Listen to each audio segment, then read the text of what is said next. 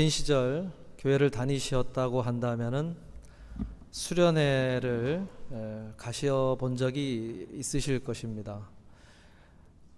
주일학교 아동부 친구들은 성경학교를 하지만은 이제 중등부, 고등부, 대학부, 청년부 정도는 다 수련회라는 이름으로 여름과 겨울에 많이들 갖고 있습니다.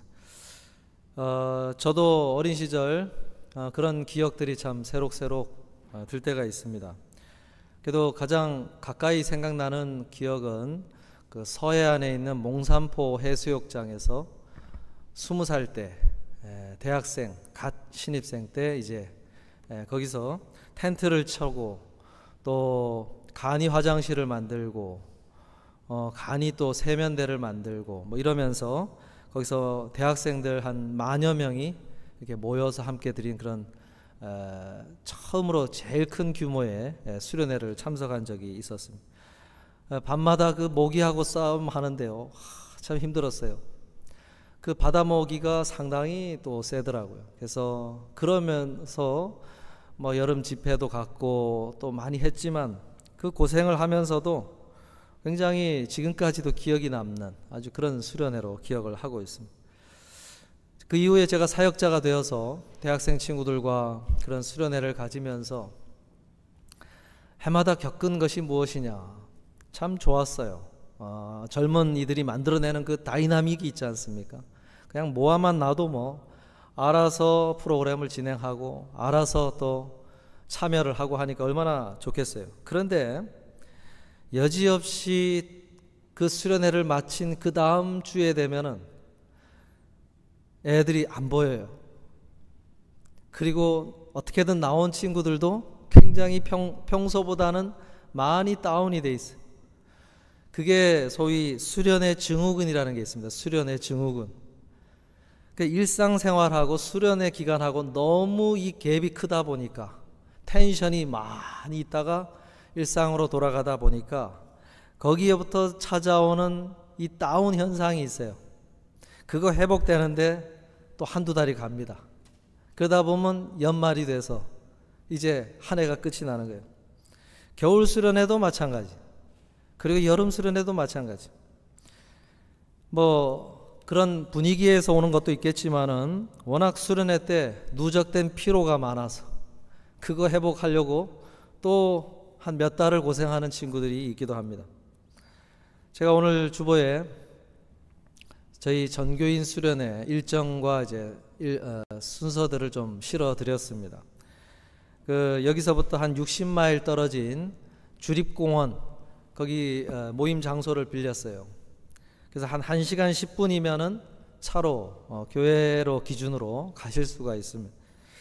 제가 근데 그 전교인 수련회를 생각하면서 가진 그림은 이 수련회 증후군이 등장하면 안 되겠다 하는 그런 생각을 했어요. 수련회 증후군. 그 사실은 더 으쌰으쌰 하자고 수련회를 했는데 그것 때문에 또 회복되는데 긴 기간이 가면 그것도 문제잖아요.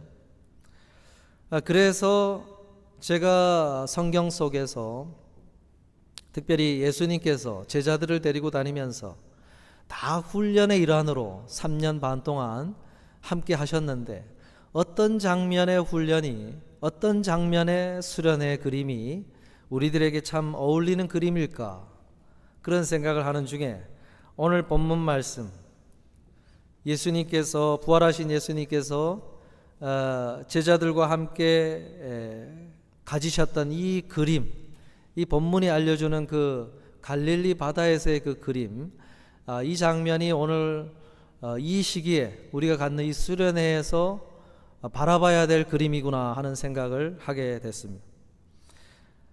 참 평온한 새벽 시간, 그리고 익숙한 제자들과 함께 거닐었던 그 바닷가에서 함께 하셨던, 그리고 정말로 중요한 대화를 나누시고 또 제자들로 하여금, 특별히 베드로로 하여금 새로운 재충전과 회복과 터닝포인트를 만들어 주셨던 그 자리를 오늘 함께 말씀을 나누면서 우리 이번 전교인 수련회가 추구하는 방향성이 무엇인가, 또 어떤 그림을 가지고 이 수련회가 진행이 되고 있는가, 그런 것들을 좀 몇 개 나누고자 합니다. 첫째로 디베라 호수에서 새벽 미명에 새벽 시간에 그들을 만나셨다고 소개를 합니다.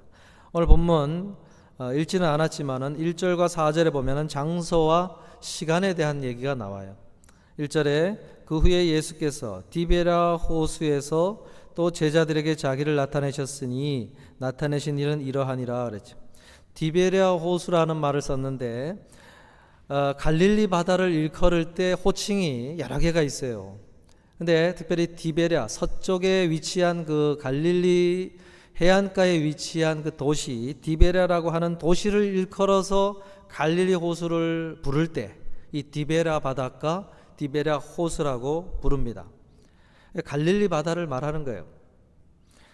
그리고 4절에 보면은 날이 새어 갈 때에 그러죠. 날이 새어 갈 때에 예수께서 바닷가에 서셨으나 제자들이 예수이신 줄 알지 못하는지라 그래요. 날이 새어 갈 때에 그랬어요. 이제 새벽 시간을 이야기를 하는 거죠. 이때 예수님께서 찾아오셨다. 그곳으로 부활하신 다음에 세 번째로 제자들에게 나타나실 때 그 시간, 그 장소에 제자들을 만나기를 원하셔서 가셨다, 이렇게 소개를 합니다. 베드로가 제안을 했어요. 제자들에게 부활하신 주님을 만나고 나서도 그 뭔가 회복이 되지 않고 마음에 뭔가 공허함이 있고 어떤 마음의 짐이 있어서 베드로가 부활하신 주님을 만났지만 충분히 뭔가 회복이 되지 않은 그런 모습이었어요. 그럴 때 베드로가 우리가 가만히 있으면 뭐 하느냐? 고기나 잡으러 가자 그랬어요. 그래서 따라 나선 6명의 제자가 있었고 토탈 7명이 밤새도록 밤 낚시를 한 거죠. 그러면서 밤새도록 고기를 잡고 있었는데 한 마리도 못 잡고 있는 그 상황에서 예수님께서 찾아가셨다. 뭔가 익숙하죠, 그죠? 예수님께서 그 장소에, 그리고 제자들이 고기잡이를 하고 있는 그 시점에, 그리고 새벽 시간에, 그리고 밤새도록 그물을 던졌으나 고기를 잡지 못한 그 상황일 때 찾아오셨다. 그것은요, 예수님께서 의도하신 목적이 있는 겁니다. 처음 그들을 만났을 때, 특별히 어부로 있던 이들, 특별히 베드로, 그죠? 베드로. 그를 만날 때 어떤 모습이었느냐? 바로 이런 모습이었어요.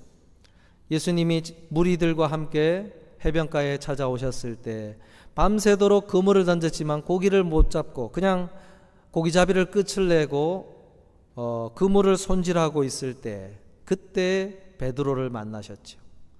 너의 배를 잠깐 사용할 수 있겠느냐 하고 배에 오르신 다음에 그 배를 타고 해변에 몰려든 사람들에게 말씀을 가르칠 때 자기 배에 태우고 그 곁에서 예수님의 말씀을 다 들었지 않습니까? 그런 듣는 가운데 예수님께서 깊은 곳에 가서 그물을 던져라. 그럴 때 베드로가 밤새도록 그물을 던졌지만은 잡은 것이 없지만은 주의 말씀 의지해서 던지겠나이다 하고 가서 던져갔더니 그물이 찢어질 정도의 많은 고기가 올려진 그 사건 속에서 처음으로 베드로가 예수님 앞에 무릎을 꿇고 주여 저는 죄인이로소이다. 나를 떠나소서. 나를 따라오너라. 내가 너를 사람 낚는 어부가 되게 하리라. 그때로부터 예수님을 따라 나선 그 역사가 바로 베드로의 역사였어요. 근데 그 장면을 지금 떠올려 주기 위해서 처음 베드로와 그 어부로 살던 제자들을 만나기 위해서 그들을 만나셨던 그 상황을 떠올리고 재현시켜 주기 위해서 그 시간 그 장소에 예수님을 찾아가셨다는 것입니다. 여러분, 예수님께서 특별한 어떤 말씀과 대화를 나누기 위해서 무엇을 고려하셨느냐? 환경을 고려하셨다. 장소를 고려하셨다. 그리고 시간을 고려하셨다. 그것을 알 수가 있어요. 왜 그랬을까요? 왜 그러냐면 베드로는 환경의 영향을 많이 받는 사람이었기 때문에 그래요. 특별히 일찍이 예수님을 3번 부인하게 되는 그 일을 예수님이 베드로에게 알리실 때에 뭐라고 그러셨습니까? 요한복음 13장 38절에 예수께서 대답하시되 내가 나를 위하여 내 목숨을 버리겠느냐? 내가 진실로 진실로 내게 이르노니 닭 울기 전에 내가 3번 나를 부인하리라 그랬어요. 예수님께서 베드로에게 내가 죽기까지 주를 버리지 않고 따르겠다고 그렇게 호언장담을 하고 있는 그에게 너가 얼마 되지 않으면 닭 울기 전에 내가 3번 나를 부인하리라 이렇게 말씀을 하셨는데, 그때도 그 말씀을 하실 때 닭이 울기 전이라고 하는 그 시간적인 것을 함께 하나님이 베드로로 하여금 그 사실을 깨닫게 하실 때 그것을 사용하셔서 그 말씀을 담으셨다는 것을 알 수가 있어요. 시간적인 것을 고려하셨다는 얘기는 베드로가 그 상황에 환경적인 거에 영향을 많이 받기 때문에 그래요. 예수님이 근거리에서 보이는데 그 밤에 예수님 끌려가는 예수님 뒤를 쫓아갔던 베드로가 그 주변에 있는 사람들이 너도 예수님 따라가던 제자 아니냐? 그 상황에서 막 어쩔 줄을 몰라 하지 않습니까? 그러면서 아니다, 나는 모른다, 저 사람을 모른다, 부인하고 저주까지 했다고 그랬어요. 그 상황에 압도가 되어서 막 영향을 받고 있는 거죠. 그리고 나중에 예수님의 어떤 12사도로서 핵심적인 교회 일을 할 때에도 이방인들과 식사를 하는데 유대인들의 눈치가 보여서 그 자리를 피했다고 그랬어요. 이것 때문에 사도 바울이 아주 질타를 한 적이 있습니다. 베드로는 환경의 영향을 많이 받는 사람이에요. 그래서 예수님 앞에서는 막 목숨까지도 내어놓을 것처럼 호언장담을 했지만 상황이 바뀌니까 나는 모른다 하고 했던 사람, 그런 사람이기 때문에 닭 울기 전에 3번 나를 부인할 것이다. 그리고 실제로 그 닭이 울 때 주님이 하신 말씀이 생각이 나가서 막 애통을 하고 하나님 앞에 회개를 하던 그런 모습을 보였던 사람이 베드로였어요. 그래서 다시 그를 만날 때, 두 번째 만났을 때 내가 너를 용서한다 하는 말씀을 하실 수도 있잖아요. 그러지 않으셨어요. 그 환경을 처음 만났을 때 그리고 3번 주님을 부인할 때를 아주 재현시키는 상황 속에서 예수님이 그에게 너도 언제 어느 때라도 다시 그런 상황이 되었을 때 이 상황을 떠올리도록 환경의 영향을 많이 받는 베드로에게 각인을 시키기 위해서 그런 장면을 연출하셨다고 할 수가 있어요. 여러분, 베드로만 그러느냐? 우리도 그러지 않을까요?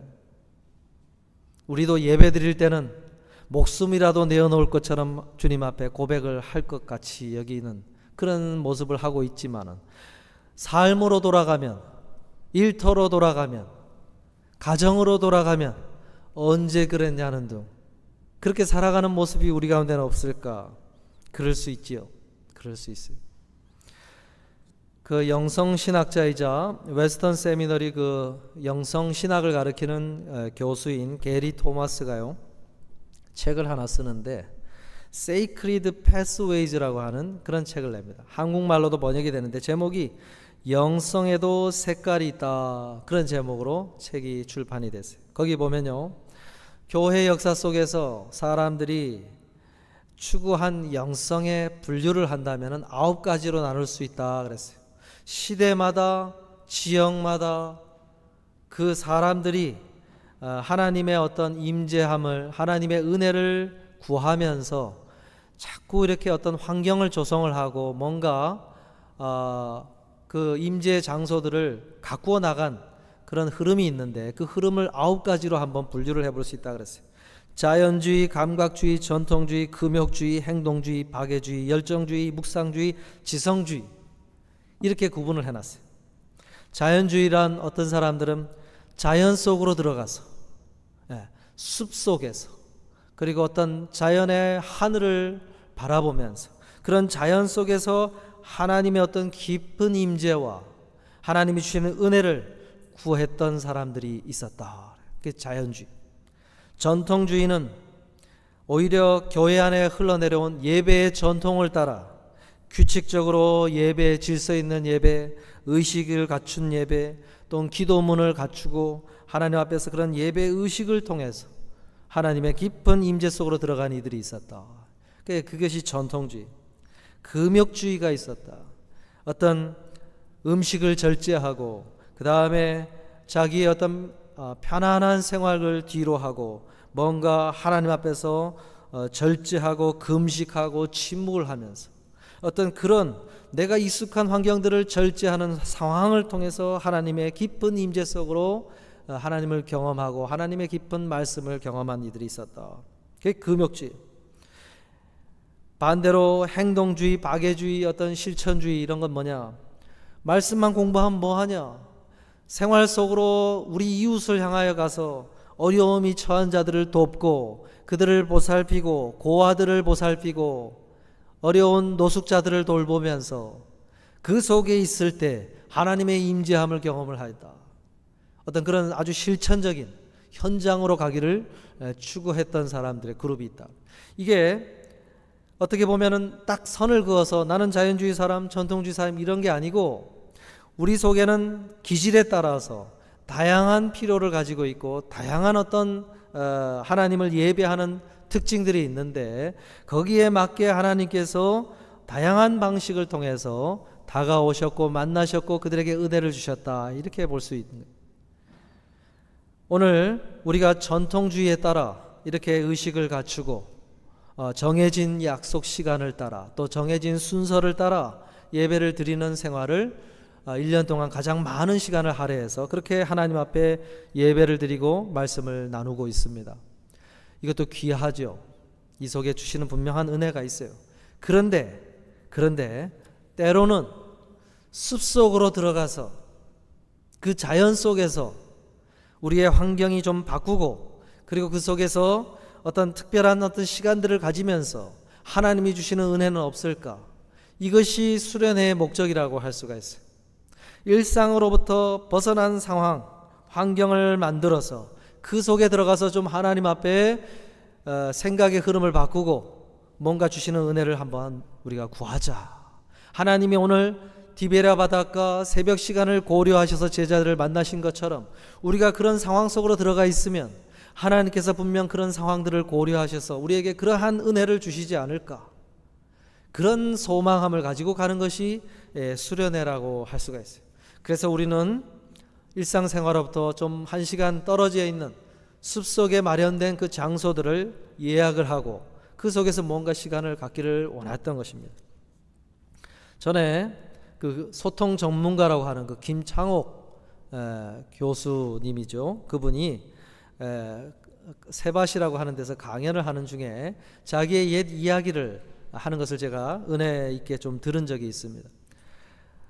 강사로 전국구를 누비던 그가 어느 순간 뭔가 자신의 이 강사의 강단에 올라서 강의를 하는 것이 더 이상 즐겁지가 않고 뭔가 이야기를 하고 싶지 않고 그런 어떤 시기에 어떤 깊은 어려움에 좀 처해 있는 그런 상황이었다고 그래요. 그럴 때 어느 신부님의 권면으로 프랑스 리옹에서 한 1시간 거리 떨어져 있는 마콩이라고 하는 그 작은 마을에 있는 수도원을 들어가게 됐다는 거예요. 그래서 그 수도원에 가서 수도원에서 정해진 그 일정을 따라 거기서 이제 시간을 보내는데 거기서 주로 아침마다 산책을 하게 한다는 거예요. 그리고 그 수도원 근교에 걸을 수 있는 들판이 펼쳐져 있고 숲이 어우러진 그런 곳을 이제 산책을 가도록 하는데 그냥 걸어라. 아무 생각하지 말고 걸어라. 그런데 걷다가 마음이 편안해지는 그리고 뭔가 생각이 좀 기도하고 싶은 생각 그리고 그곳에서 좀 자기와 대화를 나누고 싶은 생각이 들면은 그곳에 머물러서 벤치가 있으면 벤치에 앉고 안 그러면 그냥 잔디밭에 앉아서 그 생각이 무엇인지 또 기도하는 시간을 갖고 그러고는 돌아오라. 이것이 이제 오전의 일정이라는 거예요. 그래서 그것을 이제 하는데 어느 날 길을 걷다가 자신의 마음속에 든 생각이 한 가지가 생기더라는 거예요. 창호가 여기까지 오느라고 참 수고했다. 그 이야기가 자기 마음속에서부터 이렇게 캐치가 되는데 그때 막 눈물이 활칵 나오면서 굉장히 엉엉 울면서 그 시간을 보냈다는 거예요. 근데 그러면서 조금씩 마음에 회복이 되고 또 이제 정말 다시 이제 일상으로 돌아갈 수 있는 힘이 생겨서 그 수도원을 이제 나오게 됐다는 거예요. 거기서도 보면 일상에 익숙한 그 도시 생활에서 벗어나서 수도원으로 가서 자연 속에서 길을 걷기도 하고 땅을 보기도 하고 그리고 주변을 살펴보기도 하고 또 자기의 내면 속에 있는 생각들을 좀 들여다보는 시간들을 갖고 하는 시간을 통해서 뭔가 새로운 재충전의 은혜가 있었고 터닝 포인트가 만들어졌다는 거예요. 여러분, 우리가 자연 속에서 그런 은혜가 있을 수가 있어요. 사실은 교회로 오는 것이 일종의 익숙한 가정으로부터의 벗어남이고 그럴 수 있지만 그것만으로도 충분하지 않을 수가 있는 거죠. 그래서 우리는 이런 수련회의 자연 속으로 들어가서 그 속에서 하나님이 주실 그런 은혜를 기대하는 것입니다. 사랑하는 성도 여러분, 우리가 항상 수련회를 많이 가질 수는 없어요. 이번에 하면 또 언제 할 수 있을지 모르겠어요, 솔직히. 그러나 이번에 마련되어진 이 시간들, 이왕이면 레이버데이지 않습니까? 레이버데이는 가족 행사로 휴가 계획으로 이렇게 세우는 그런 날입니다. 그런데 이번은 한 번은 그렇게 참여할 수 있는, 그래서 그 속에서 주시는 그런 은혜를 또 새로운 하나님의 어떤 메시지들을 발견하는 그런 시간이 되기를 주님의 이름으로 축복합니다. 둘째로 아침 식사를 예수님께서 선수 준비를 하셨다고 소개를 합니다. 9절에 보니까 육지에 올라보니 숯불이 있는데 그 위에 생선이 놓였고 떡도 있더라 그랬어요. 제자들이 배에서 이제 무트로 배를 정박을 시키고 그리고는 예수님께로 갔더니 펼쳐진 장면이 숯불이 피어져 있고 그리고 그 위에 생선이 구워지고 있고 그리고 떡도 준비되어 있더라 그랬어요. 이거 누가 준비한 겁니까? 누가 준비했을까요? 12절 13절에 보니까 예수께서 이르시되 와서 조반을 먹으라 하시니 제자들이 주님이신 줄 아는 고로 당신이 누구냐 감히 묻는 자가 없더라. 13절에 예수께서 가셔서 떡을 가져다가 그들에게 주시고 생선도 그와 같이 하시니라. 예수님께서 직접 숯불을 피우셨고 생선을 올려놓으셔서 구우셨다 그랬어요. 그리고 떡까지 준비하셔서 그 모든 걸 준비해 오셔서 그 작업을 다 하고 제자들이 오니까 가져다 먹으라고 하신 것도 아니고 직접 가져다가 서빙까지 해 주셨다고 소개를 해 주셨어요. 예수님께서 아침을 다 준비하시고 서빙까지 하신 모습, 이것은 어떻게 보면요 어느 날 벼랑간된 모습이 아니고 예수님께서 아주 의도적으로 제자들과 3년 반 동안 숙식을 같이 했지 않습니까? 그럴 때 가장 먼저 일어나신 분이 예수님이라고 소개를 해요. 아침잠을 가장 먼저 깨신 분이 누구냐? 예수님이라고 그러셨어요. 제자들이 뒤늦게 일어나서 예수님이 어디 계신가 찾으러 가면 한적한 곳에 가셔서 기도하고 계시다 그랬어요. 가장 먼저 일어나셔서 기도도 하셨겠지만은 예수님이 손수 이런 음식을 준비하고 와서 조반을 먹으라, 아침을 먹어라 하신 장면이 많이 연출됐을 거예요. 식사 준비를 예수님이 손수하셨다는 거죠. 그런 제자들과 함께 하면서 동고동락을 하면서 가장 친숙하고 가장 익숙했던 그 장면을 예수님은 연출을 하신 거죠. 다시 부활하신 다음에 그런 장면을 함께 하지 못하고 있던 제자들에게 그런 익숙하고 친숙한 장면으로 그들을 만나시길 원하셔서 그렇게 했다는 거예요. 예수님은요 가만히 보면 식사의 자리에 아주 귀한 은혜를 담으시는 장면이 참 많았어요. 부활하신 주님 소식은 들었으나 주님을 참 만나지 못했던 두 제자가 엠마오 마을로 가던 그 두 제자에게 부활하신 주님이 그들에게 다가가서 그들과 함께 그 동행하셨 장면이 있습니다. 그때 그들의 마음이 뜨거워지고 회복될 때가 언제였느냐? 함께 길을 같이 걸으면서 이제 날이 저물어서 같이 쉬기 위해서 머물렀던 그 장소에서 떡을 떼시면서 식사를 나눌 때 그들의 마음이 뜨거워졌다 그랬어요. 그 장면에서도 그럴 수 있고, 그리고 예수님께서 성찬식을 제정을 하실 때도 어떻게 제정하셨느냐? 식사를 먼저 제자들과 나누셨어요. 유월절 만찬의 자리를, 식사의 자리를 갖는 중에 이 잔을 받아 마시라. 그러면서 성찬을 제정한 거예요. 식사 중에 성찬식을 제정한 거예요. 그래서 초대교회는 성찬식을 어떻게 했느냐? 저녁 때 다 모이면은 식사를 먼저 시작을 합니다. 식사를 하는 중에 성찬식을 가졌어요. 그러다가 사람들이 막 많이 몰려드니까 이제는 더 이상 식사를 하면서 하기가 어려워지니까 별도로 성찬 예식을 따로 떼어내어서 성찬식을 갖게 된 것입니다. 원래는 식사를 나누면서 그 자리에서 성찬식을 하게 되어 있어요. 예수님은 가만히 보시면 훈련과 어떤 식사 교제의 자리와 훈련과 이런 것이 구분짓지 않으셨어요. 그냥 길을 가다가 가르치시고 식사를 하다가 가르치시고 그렇게 제자들을 3년 반 동안 훈련하셨다는 거예요. 저는 이번 수련회가 이거는 훈련의 자리, 이거는 말씀 공부의 자리, 이런 식으로 따로 떼어놓기를 원치 않습니다. 수련회의 그 모든 시간을 통해서 그 속에 예배가 드려지고 또 교제가 이루어지고 그 속에 훈련이 되어지고 어떤 메시지가 나누어지고 하는 것을 바라고 있어요. 그래서 이번 수련회의 주제를 쉼 in Jesus라고 했어요. 예수 그리스도 안에서 쉼을 누리자. 아마 다음 주에 말씀을 나누게 될 텐데, 수고하고 무거운 짐진 자들아 다 내게로 오라. 내가 너희를 가르치리라 하지 않았어요. 수고하고 무거운 짐진 다 내게로 오라. 내가 너희를 쉬게 하리라 그랬어요. 쉬게 하리라.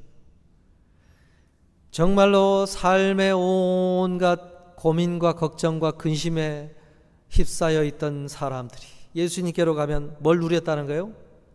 쉼을 누렸다. 마음의 기쁨이 임했다. 그래서 좋아서 따라다니면서 듣다 보니 하나님 나라에 대한 비밀을 듣게 된 거예요. 이게 예수님을 따라 나선 사람들이 처음에 주님을 따라 나선 동기였어요. 쉬게 하리라. 우리도요, 자 수련회 가자 막 해병대 같이 그냥 PT 체조하고 막, 제가 지난번에 구약 파노라마 했지요. 들으신 분은 알겠지만은 딱 시작과 동시에 1시간 남짓 1시간 동안 스트레이트로 쉼 없이 가장 많은 내용을 압축적으로 막 풀어놨을 거예요. 막 머리에 쥐가 날 정도로 들으셨을 거예요.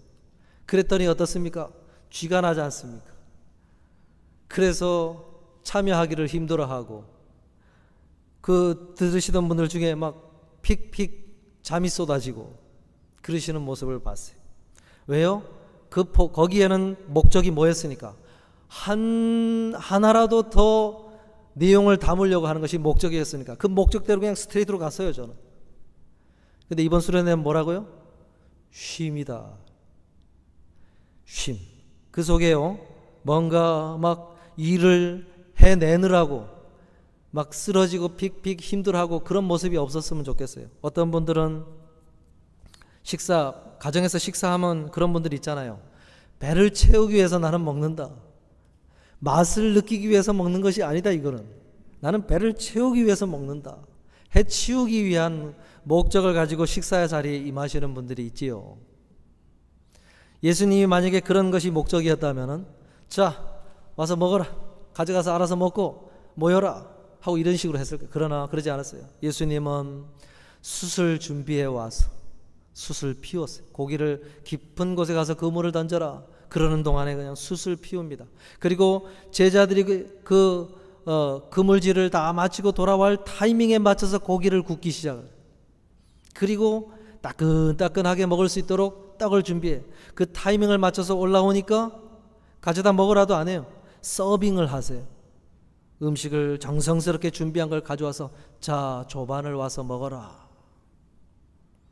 이게 뭡니까? 그 과정 자체를 아주 중요한 의미를 담아서 진행하고 있다는 것을 알 수 있어요. 모닥불이 혹 꺼지진 않았을까? 모닥불이 잘 타고 있어야 되는데 베드로가 이걸 보아야 되는데 하는 식으로 해서 다 세팅을 준비한 거예요. 해치우는 식으로 식사 준비를 하지 않았다. 이게 우리가 기억할 필요가 있어요. 수련회 가가지고 지금 핫 이슈가 뭐냐? 식사 준비예요. 핫 이슈. 아주 최대 화두입니다. 그래서 저는 식사도요, 한번 생각을 해보자. 해치우는 식의 식사 자리를 갖지 말자. 그 식사하는 준비하고 먹는 과정 자체를 조금 여유 있게 시간을 확보하고, 그리고 그 과정 속에서 좀 뭔가 의미를 담자, 그런 생각을 하고 있어요. 그러면서 그때마다 기억하세요. 예수님도 서빙을 하셨다. 예수님도 식사 준비를 하셨다. 예수님도 고기 손질을 하셨다. 이 다 들어있는 거예요. 그러면서 다 준비하셔서 제자들에게 이 식사 자체도 소중한 기억을 남겨주시기 위해서 그렇게 하셨다. 이것이 예수님이 3년 반 동안 제자들과 함께하는 식사의 자리였고 식사의 준비의 과정이었다. 그것을 기억할 필요가 있어요. 여러분, 전교인 수련회는 함께 모여서 그런 식사를 포함한 시간을 함께 보내는 자리여야 되고, 그 속에서 자연스럽게 우리 안에 같은 시간, 같은 공간에서 예수님과 함께 어떤 이런 하나됨의 어떤 자리들, 교제의 자리들, 배움의 자리들, 그리고 소중한 기억으로 남는 자리들이 돼야 된다는 거예요. 이것을 기대하고 있습니다. 이런 시간을 함께 만들어 가실 수 있기를 바라고, 그 속에 함께 준비하여 동참하실 수 있는 우리 모두가 되시기를 주님의 이름으로 축복합니다. 셋째로, 그들과 대화를 나누셨다고 소개합니다. 요한복음 본문 15절에 보니까 그들이 조반 먹은 후에 예수께서 시몬 베드로에게 이르시되 요한의 아들 시몬아, 내가 이 사람들보다 나를 더 사랑하느냐 하시니 이르되 주님, 그러하나이다. 내가 주님을 사랑하는 줄 주님께서 아시나이다. 이르시되 내 어린 양을 먹이라 하시고, 이 말씀이 아주 베드로를 향한 모든 필요가 여기에 다 들어있다고 할 수가 있어요. 예수님이 절묘한 타이밍의 하이라이트로 대화를 나누셨어요. 그 이 대화는 용서의 대화였고, 사랑의 대화였고, 사명의 대화였어요. 이 세 가지가 다 들어있어요. 예수님, 부활하신 예수님을 베드로가 만났지만은 왜 그의 마음이 회복이 안 됐느냐? 용서의 문제가 있었어요. 예수님을 향하여 저주하면서 예수님을 부인했던, 그리고 주님과 시선을 맞췄던 그 죄송한 마음이 있어요. 두 번째 나타나신 주님을 만났지만은 그것이 해결이 안 됐어요. 이 하나님, 예수님 앞에 범했던 죄의 문제가 있어요. 이게 예수님이 너 왜 그랬느냐 묻지 않으셨어요. 뭐라고 그랬습니까? 예수님을 3번 부인한 것에 대해서 3번 물으셨어요. 너가 나를 참으로 사랑하느냐? 주님, 제가 주를 사랑하는 줄 아시지 않습니까? 이게 내가 너를 용서한다, 용서한다, 내가 너를 안다 라는 그 용서의 대화가 나누어진 거예요. 그리고 이 베드로로 하여금 참 주님, 제가 참 철부지없고 또 환경의 영향을 많이 받는 약한 사람이라 그렇게 했지만은 제가 진심으로 주를 사랑하는 것을 주님 아시지 않습니까? 하고 고백을 했어요. 사랑을 고백을 했어요. 다시 고백을 했어요. 그래서 3번 주님과 고백을 나누고, 그래서 사랑의 대화였고 용서의 대화였어요. 그리고는 뭐라 그랬습니까? 그러면 내 양을 먹여라. 내가 남겨두는 이 사람들을 이제 좀 나를 대신해서 보살피고 섬겨라. 그런 사명을 맡기시는 그런 대화였어요. 이때로부터 베드로는 다시 예루살렘으로 돌아가 어떻게 합니까? 약속하신 주의 말씀을 따라 기도하기 시작하고 성령을 받고 길거리로 뛰어나가 예수 그리스도를 땅끝까지 증언하는 증인된 삶의 걸음을 걷기 시작합니다. 다시 터닝 포인트를 만들어 주신 그 사건이 오늘 이 사건의 대화였다고 할 수 있어요. 여러분, 오늘 우리들에게도 마찬가지예요. 우리는 환경의 영향을 많이 받는 사람들. 예수님이 참 하고 싶은 말씀도 있고 우리가 예수님과 나눠야 될, 고백해야 될 어떤 그런 고백들도 있는데 우리가 환경 따라 하는 사람이니까 그런 환경이 주어지지 않으면 고백을 못한 고백도 많고 주님이 우리에게 들려주시는 말씀을 캐치 못하는 것도 참 많아요. 그래서 여전히 회복되지 않은 채로 적적한 마음을 가지고 고기나 잡으러 가자 그러고 있어요. 나의 열정을 하나님 앞에 쏟아부을 불태워야 될 어떤 완전한 회복이 아직 이루어지지 않은 그런 마음 때문에 우리는 그냥 적당한 선에서 주님을 따르고 적당한 선에서 고기나 잡으러 가자 시간을 그렇게 사용을 하고 그렇게 걸어가는 모습이 우리들에게 참 많아요. 우리는 주님으로부터 들어야 될 말씀이 있고 고백해야 될, 드려야 될 헌신의 고백이 있어요. 어떤 사명자로서의 고백이 있어요. 드려야 될 건 드려야 되고 받아야 될 건 받아야 되는데 그게 이루어지지 않고 있는 것이 참 많다. 저는 수련회를 통해서 바라는 것은 드려야 될 고백이 드려지기를 바라요. 그리고 들어야 될 주님의 그 음성을 듣기를 바라요. 그래서 내 안에 정말로 다시 새로운 터닝 포인트, 새로운 어떤 걸음이 펼쳐질 수 있는 그런 어떤 계기가 만들어지기를 바라고 있습니다. 이 은혜를 좀 사모하면서 참여하셨으면 좋겠어요. 말씀을 마무리하려고 합니다. 예수님께서 산상수훈이 있어요. 산에 올라서 제 사람들에게 가르쳤던 그 설교 말씀이 마태복음 5장에서 7장에 걸쳐서 있는데 거기에 6장에 보면요 이런 말씀을 하십니다.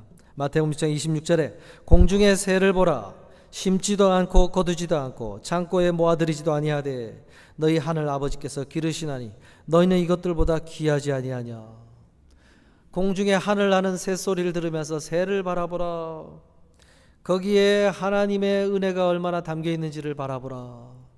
그러고 말씀을 하신 적이 있어요. 그리고 6장 28절 29절에 보면 들의 백합화가 어떻게 자라는가 생각하여 보라. 수고도 아니하고 길쌈도 아니하느니라. 그러나 내가 너에게 말하노니 솔로몬의 모든 영광으로도 입은 것이 이 꽃 하나만 갖지 못하느니라. 그래. 보이는 들의 백합화를 바라봐라. 거기에 담겨있는 하나님의 은혜를 생각해봐라. 새를 보면서 그런 것을 생각하고 들의 백합화를 보면서 그런 걸 생각해라. 그러면 그 은혜가 솔로몬에게 베푸는 하나님의 은혜보다 더 귀하고 엄청난 은혜가 거기 담겨있는 것을 깨닫게 되리라. 그러면 너희들 마음에 가득 찬 생각을 내려놔라. 걱정을 스탑해라. 이런 말씀을 하시기 위해서 하신 거예요. 여러분, 이 예수님의 이 가르침의 내용을 보십시오. 새를 보라, 들의 백합화를 보라. 하나님의 은혜가 얼마나 큰 것 같으냐, 솔로몬의 은혜가 얼마나 대단한지 너희가 알고 있지 않느냐 하면서 하나님의 말씀의 가르침이 흘러가는 예수님의 이 가르침의 장면을 보십시오. 저는 이 가르침의 메시지가 오늘 우리가 자연 속으로 들어가서 그 속에서 있으면서 느끼고 생각하게 하는 그런 것 속에서 우리에게 주시는 하나님 주님의 어떤 메시지가 있으리라고 확신합니다. 여러분, 그러한 메시지를 들으실 수 있기를 바라고, 그 들음으로 인해서 그 발견 속에서 우리의 생각 속에 있는 것들이 멈춰질 건 멈춰지고 내려놓을 건 내려놓고 다시 붙잡을 건 붙잡는 이런 새로운 생각의 질서가 우리들 가운데 펼쳐지기를 소망하고 있어요. 이 은혜를 사모하면서 9월 2일부터 4일까지 펼쳐지는 전교인 수련회에 여러분 꼭 참여하실 수 있기를 주님의 이름으로 축복합니다. 기도하겠습니다.